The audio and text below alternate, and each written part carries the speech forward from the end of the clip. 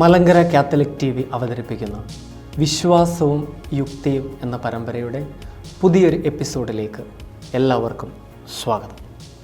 മരണാനന്തര ജീവിതത്തെക്കുറിച്ചുള്ള വിചിന്തനങ്ങളാണ് നാം കഴിഞ്ഞ എപ്പിസോഡുകളിൽ നടത്തിക്കൊണ്ടിരുന്നത്.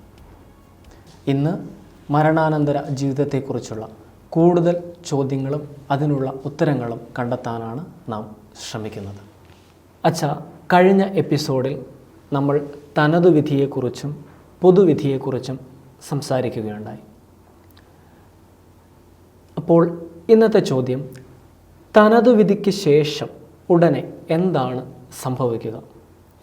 അല്ലെങ്കിൽ നമ്മൾ നേരത്തെ പറഞ്ഞു, വിധിയുടെ അവസാനം നമുക്ക് ശിക്ഷ ഉണ്ട്, അല്ലെങ്കിൽ മഹുദ്ധീകരണമുണ്ട് എന്നൊക്കെ നമ്മൾ കഴിഞ്ഞ എപ്പിസോഡുകളിൽ സൂചിപ്പിക്കുകയുണ്ടായി. അപ്പോൾ ഈ സ്വർഗവും നരകവുമൊക്കെ ലഭിക്കുക തനതു വിധിക്ക് ശേഷമാണോ അതോ പൊതുവിധിക്ക് ശേഷമാണോ? തനതു വിധിക്ക് ശേഷം എന്താണ് സംഭവിക്കുക? ആത്മാവ് യേശുക്രിസ്തുവിന് മുമ്പാകെ മുഖാഭിമുഖം നിൽക്കുന്ന സമയമാണല്ലോ തനതു വിധി. അപ്പോൾ കത്തോലിക്ക സഭ പഠിപ്പിക്കുന്നതനുസരിച്ച് തനതു വിധിക്ക് ശേഷം ഉടനെ തന്നെ ആത്മാവ് ഒന്നെങ്കിൽ സ്വർഗത്തിലേക്ക് അല്ലെങ്കിൽ നരകത്തിലേക്ക് പോകുന്നു. ഈ രണ്ട് ഡെസ്റ്റിനീസ് മാത്രമേ ഉള്ളൂ. പക്ഷേ സ്വർഗത്തിലേക്ക് ഒന്നെങ്കിൽ നേരിട്ട് പോകാൻ സാധിക്കുന്നു, അല്ലെങ്കിൽ ശുദ്ധീകരണ പ്രക്രിയയിലൂടെ സ്വർഗത്തിലേക്ക് പ്രവേശിക്കുന്നു. അതിൻ്റെ അർത്ഥം ആത്മാവ് സ്വർഗത്തിൻ്റെ സൗഭാഗ്യം അല്ലെങ്കിൽ നരകശിക്ഷ മരണശേഷം ഉടനെ അനുഭവിച്ച് തുടങ്ങുകയാണ്. പൊതുവിധിക്ക് ശേഷം ഉത്ഥാനം പ്രാപിക്കുന്ന ശരീരത്തോട് ആത്മാവ് സംയോജിക്കുകയും ശരീരത്തോടും ആത്മാവോടും പൂർണ്ണ മനുഷ്യനായി സ്വർഗത്തിലെ സൗഭാഗ്യം അല്ലെങ്കിൽ ശിക്ഷാവിധി അനുഭവിക്കുകയും ചെയ്യുന്നു. അച്ഛൻ പറഞ്ഞു, തനതു വിധിക്ക് ശേഷം വിധി അനുസരിച്ച് ആത്മാവ് സ്വർഗഭാഗ്യവും അല്ലെങ്കിൽ നരകശിക്ഷയും ഉടനെ തന്നെ അനുഭവിക്കുന്നു എന്ന് പറഞ്ഞു. പലപ്പോഴും പല ആളുകളും പല ആവർത്തി ചോദിച്ചിട്ടുള്ള, അല്ലെങ്കിൽ എല്ലാവർക്കും തന്നെയുള്ളൊരു സംശയമാണ്, എന്താണ് സ്വർഗം എന്നുള്ളത്? സ്വർഗം ഒരു പ്രത്യേക ആകാശങ്ങളിലൂടെ മുകളിലുള്ള ഒരു പ്രത്യേക ഒരു സ്ഥലമാണോ? അങ്ങനെയൊക്കെയുള്ള നിരവധിയായ സംശയങ്ങൾ കുഞ്ഞുങ്ങൾ മുതൽ മുതിർന്നവർ വരെ നമ്മളോട് ചോദിക്കാറൊക്കെ ഉണ്ട്. അപ്പോൾ എന്താണ് സ്വർഗം എന്ന് അച്ഛനൊന്ന് വ്യക്തമാക്കാം. 1 കൊരിന്തോസ് 2:9 നാം ഇപ്രകാരം വായിക്കുന്നു: ദൈവം തന്നെ സ്നേഹിക്കുന്നവർക്കായി സജ്ജീകരിച്ചിരിക്കുന്നവ കണ്ണുകൾ കാണുകയോ ചെവികൾ കേൾക്കുകയോ മനസ്സുകൾ ഗ്രഹിക്കുകയോ ചെയ്തിട്ടില്ല.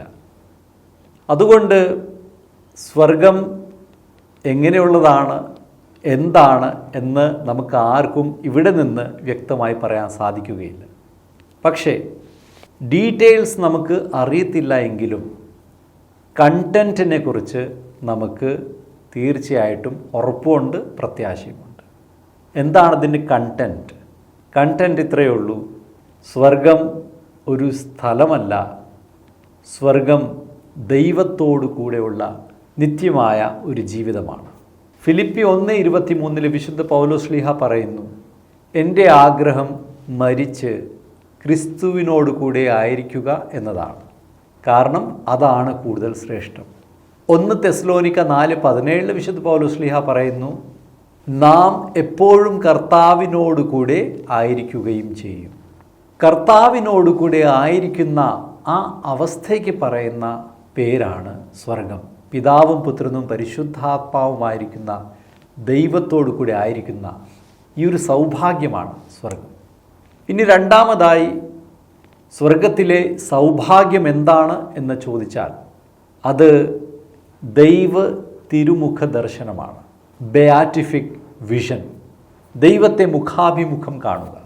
ബ്രദർ 1 കൊരിന്തോസ് 13:12 വായിക്കാമോ?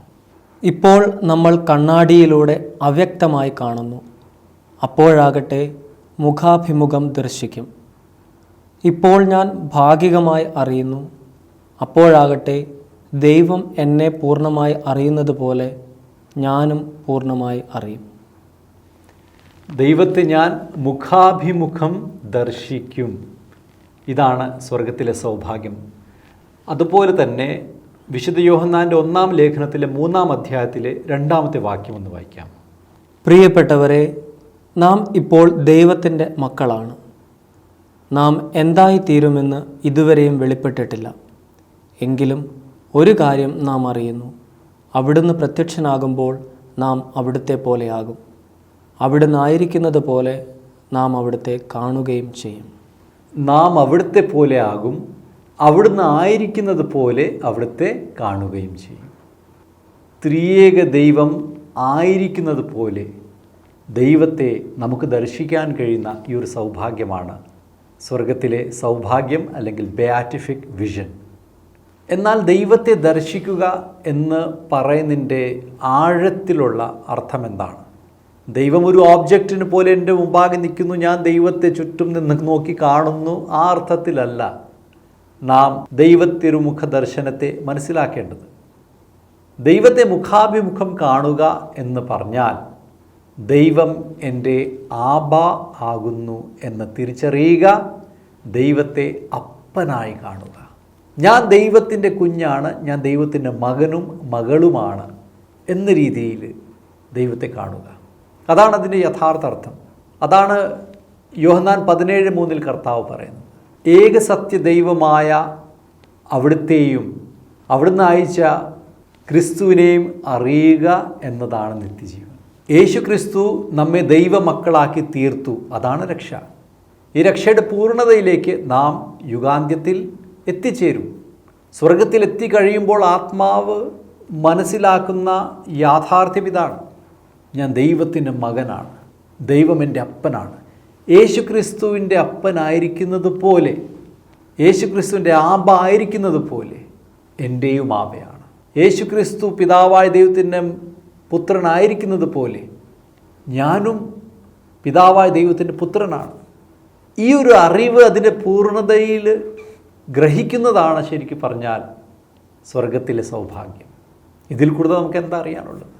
ഇനിയും കുറേ കൂടെ നമ്മൾ ആഴത്തിൽ മനസ്സിലാക്കുമ്പോൾ യോഹന്നാൻ 17:23 കർത്താവിൻ്റെ പ്രാർത്ഥനയിൽ നാം കാണുന്ന ഒരു കാര്യം: അങ്ങ് എന്നെ സ്നേഹിച്ചതുപോലെ അവരെയും സ്നേഹിച്ചു എന്ന് ലോകം അറിയട്ടെ. പിതാവായ ദൈവം യേശു ക്രിസ്തുവിനെ സ്നേഹിച്ചതുപോലെ തന്നെ നാം ഓരോരുത്തരെയും സ്നേഹിച്ചു. അത് നമ്മൾ അറിയുന്ന സമയമാണ് ദൈവ തിരുമുഖ ദർശനത്തിൻ്റെ സമയം. ഈ അറിവ് നമ്മളെ ആനന്ദം കൊണ്ട് നിറയ്ക്കും. തൻ്റെ ഏകജാതനായ പുത്രനെ പോലെ തന്നെയാണ് പിതാവ് നമ്മെ സ്നേഹിക്കുന്നത്. അതുപോലെ തന്നെ യേശു ക്രിസ്തു പറയുന്ന യോഹന്നാൻ 15:9 പിതാവ് എന്നെ സ്നേഹിച്ചതുപോലെ തന്നെ ഞാനും നിങ്ങളെ സ്നേഹിച്ചു. പുത്രൻ ഇതുപോലെയാണ് നമ്മളെ സ്നേഹിക്കുക. പിതാവ് യേശു ക്രിസ്തുവിനെ സ്നേഹിച്ച പോലെ തന്നെയാണ് യേശു ക്രിസ്തു നമ്മെ സ്നേഹിക്കുന്നത്. ഈ ഒരു അറിവ് നമുക്ക് നൽകുന്ന ആനന്ദമാണ് സ്വർഗത്തിലെ ആനന്ദം എന്ന് പറയുന്നത്. ഇതിൽ കൂടുതൽ എന്താ നമുക്ക് കേൾക്കാനുള്ളത്? ഇതിൽ കൂടുതൽ നമുക്ക് എന്താണ് അറിയാനുള്ളത്? അപ്പോൾ ഇതുവരെ നാം കണ്ടത് സ്വർഗം എന്നത് ത്രിയേക ദൈവത്തോടു കൂടെ ആയിരിക്കുന്ന അവസ്ഥയാണ്. 2, ദൈവത്തെ മുഖാഭിമുഖം ദർശിക്കുന്ന അനുഭവമാണ്. ദൈവത്തെ ദർശിക്കുക എന്ന് പറഞ്ഞാൽ ദൈവത്തെ ആബയായി ദർശിക്കുക, ദൈവം എത്രമാത്രം എന്നെ സ്നേഹിക്കുന്നു എന്നതറിയുക. ഈ ഒരു ആനന്ദമാണ് സ്വർഗത്തിലെ ആനന്ദം. 3-മതായി 2 പത്രോസ് 1:4 നാം കാണുന്നു ദൈവിക സ്വഭാവത്തിൽ പങ്കുകാരാകുന്നതിനെക്കുറിച്ച്. അതായത് നാം ദൈവത്തിൽ വസിക്കും. മാൻ will partake in divine nature. ദൈവിക സ്വഭാവത്തിൽ നാം പങ്കുകാരാകും. ദൈവത്തിലായിരിക്കുന്ന ഈ അവസ്ഥയാണ് സ്വർഗം എന്നത് നമുക്ക് മനസ്സിലാക്കാനായിട്ട് കഴിയണം. അച്ഛാ, അപ്പോൾ ഈ 3-മത് പറഞ്ഞ ഒരു കാര്യത്തെക്കുറിച്ച് ഒരു സംശയം. അതായത് നമ്മുടെ ഹൈന്ദവ ദർശനത്തിൽ അവർ മോക്ഷത്തെ വിവരിക്കുന്നത് ഇപ്രകാരമാണ്: പരബ്രഹ്മൻ ഒരു സമുദ്രം പോലെയാണ്, നമ്മുടെ ആത്മൻ അതിലൊരു തുള്ളി വെള്ളമായി ലയിച്ച് ചേരുന്ന ഒരവസ്ഥ. അങ്ങനെയാണ് അവർ മോക്ഷത്തെ വിവരിക്കുന്നത്. ഇതുപോലെയാണോ ക്രൈസ്തവ ദർശനത്തിൽ ദൈവത്തിൽ ആയിരിക്കുക എന്ന് പറയുന്നത്? അതോ ഇതിൽ നിന്നും വ്യത്യസ്തമായ ഒരു ദർശനമാണോ നമുക്കുള്ളത്? വളരെ പ്രധാനപ്പെട്ട ഒരു ചോദ്യമാണ്.